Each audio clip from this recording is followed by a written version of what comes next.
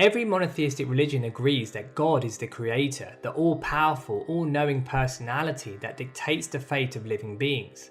But religions differ profoundly on exactly what this means for us as individuals. Mainstream Islam mentions repeatedly that God is to be feared and obeyed. He is an authoritarian ruler that rewards those who are loyal and punishes those who stray from his command. Those who survive the day of judgment can enjoy delights in heaven, and those who don't are condemned for eternity. Christianity has a more elevated understanding of our relationship. God is to be worshipped and enjoyed. He is a deity of love who gives us his saving grace. His closeness to humanity is revealed through the miracles, teachings, and actions of Christ. But it is fair to say that none of the Abrahamic traditions have gone as far as the Hindu Bhakti movements in revealing the possibility of how we can see God and how we can reach him. Amongst a vast number of Hindu scriptures, the Srimad Bhagavatam stands out in explicitly illustrating what the highest relationships with God look like. When we read the description of Krishna's life, we see the different rasas or modes of enjoyment which the devotees around him display. These rasas come about through spiritual states known as bhavas. Using the relationships of devotees, the Bhagavatam describes them in detail. Bhishma experienced Shantabhav. Outwardly he was centered and poised, but inwardly he saw Krishna as the supreme governor of the universe. Hanuman showed the state of Dasyabhav. As a great servant of Lord Ram, in every situation he delighted in pleasing the needs of his master. The Gopas enjoyed Sakyabhav. As close friends they had equal status with Krishna.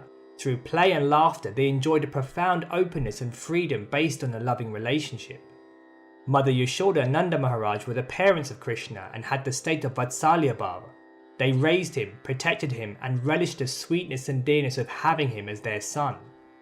The Gopis of Vrindavan saw Krishna as their lover. They experienced Madhurya Bhava, the highest states of ecstatic devotion in their deep intimacy as well as in their separation from him.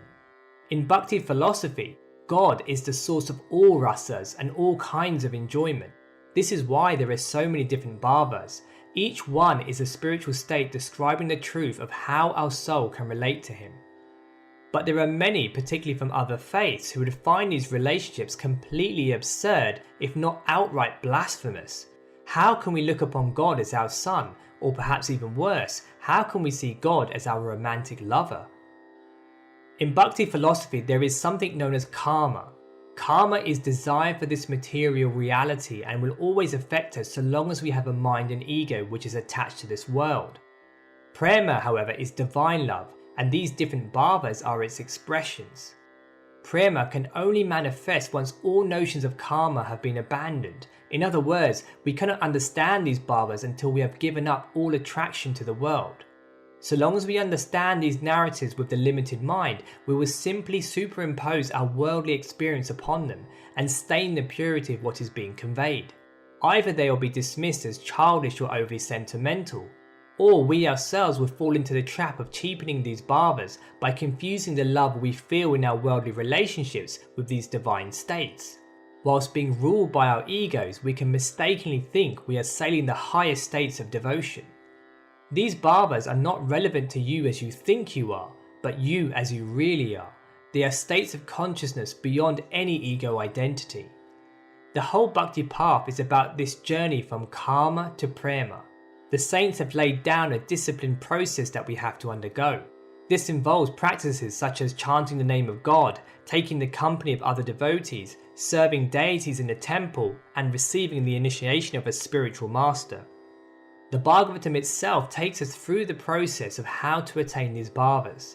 The meditational stories hold up to the devotee the mindset and the life lessons needed to advance on this devotional path. We are told about the vastness of creation. There are infinite universes that pour out of the body of the Supreme Lord. We learn about the infinite nature of time through the different yugas and kalpas that last trillions of years. By showing this vast cosmic picture, we are made to see how insignificant we are as material persons. However important we may believe our life to be, compared to the magnitude of creation, our life is just a brief, fleeting moment. The cosmology of the universe makes us see the infinite nature of God in relation to our temporary existence. The Bhagavatam repeatedly tells us stories such as the one about elephant Gajendra. Being the leader of his herd, he enjoyed immense power and status until one fateful day a crocodile catches hold of his leg. Despite all his years of effort and strength, he cannot free himself. Finally, wisdom dawns. He sees that the only person who can relieve him of this situation is God, and so he surrenders to the Lord and is rescued. Gajendra shows us that no matter what we have or who we are, inevitably the world cannot give us happiness. At some point we will lose everything, either through tragedy or through death. One way or another, all our possessions and relationships will pass. Like Gajendra, we too are caught by the crocodile of the material world. We are helpless and powerless. This is not an attitude of resigned depression, but one of absolute maturity. We see that behind this material world is the glory of God. It is only by His grace that we can be taken out of this. Gajendra shows us the dramatic need to give up all of our hopes and depend entirely on God. In the depths of this helpless dependency, we give ourselves in total one-pointedness towards the divine. This is known as Sharanagati, or complete surrender. We live longing for God alone and not the world. This is where our heart becomes purified of all karma. Then and only then can we have the chance to understand what love really is. We become qualified to enter the Krishna Leela. The different bhavas are no longer perceived through the rationale of the mind and senses, but through the eyes of our soul. They become transcendental, purged of any worldly ideas. The 10th book of the Bhagavatam shows us that we as individuals who are so insignificant in the cosmic scene, so helpless and dependent, can have the deepest and most profound relationship with God. With a sincere heart we can know Him in the most intimate way. The divine suddenly becomes unbelievably accessible to us. When describing the pastimes of Krishna, the Bhagavatam balances the paradox of his seemingly human nature with his status as a Supreme Lord. When it is reported to Mother Yashoda that Krishna has been eating mud, she is furious. Krishna denies it and opens his mouth for her to check, but within it she sees all of creation, the stars, galaxies and many universes. His humanness captivates the mind and heart, but his divinity raises it to a transcendent level. Parental affection is combined with the glory of God. This is how Vatsalya Bhav is transferred to the listener. During the great night of the Rasa Leela dance, the Gopis gather round, each of them desperately seeking the affection of Krishna. They experience ecstatic states of longing and separation. In response to their devotion, Krishna expands himself so that each Gopi has Krishna for themselves. While being the cowherd lover of these milkmaids, the Bhagavatam shows how Krishna is God and can fully give himself to each devotee and still remain complete.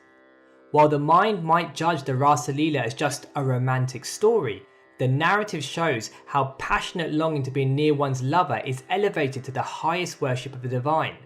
This is Madhurya Bhav. This is the yearning and celebration of the soul's intimate connection with God. The Gopis show us that not only can we be dear to God, we can even claim ownership of Him, so that He exists solely for us in all His glory.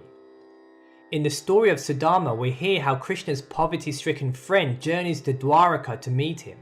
Not only does Krishna receive Sudama, he abandons everything and runs to him. He even serves him with tears of joy.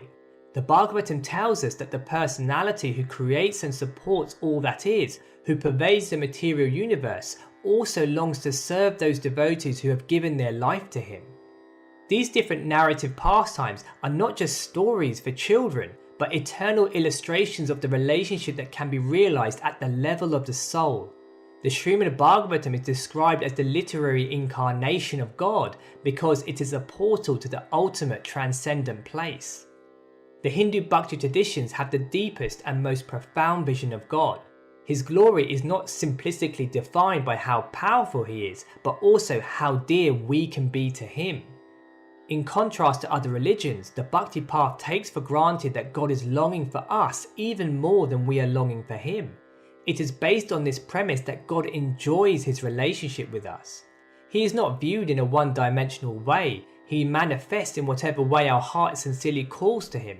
These different bhavas exist because divine love has no barriers or restrictions.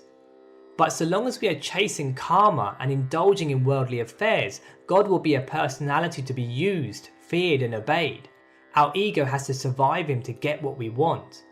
But through the right attitude and spiritual discipline, we can gradually give ourselves to God. we can realize our helpless dependency on Him. We can see that God is the only thing worth pursuing in life. With a yearning heart, we can surrender and become purified by His grace. This is what takes us to His abode. These are where the different relationships exist. This is the home of divine love. Within this realm, we can know the beating heart of God. It is where we see that the Supreme Lord of all creation becomes ours and we become His. This is Prema, the ultimate meaning to existence. Many thanks for listening.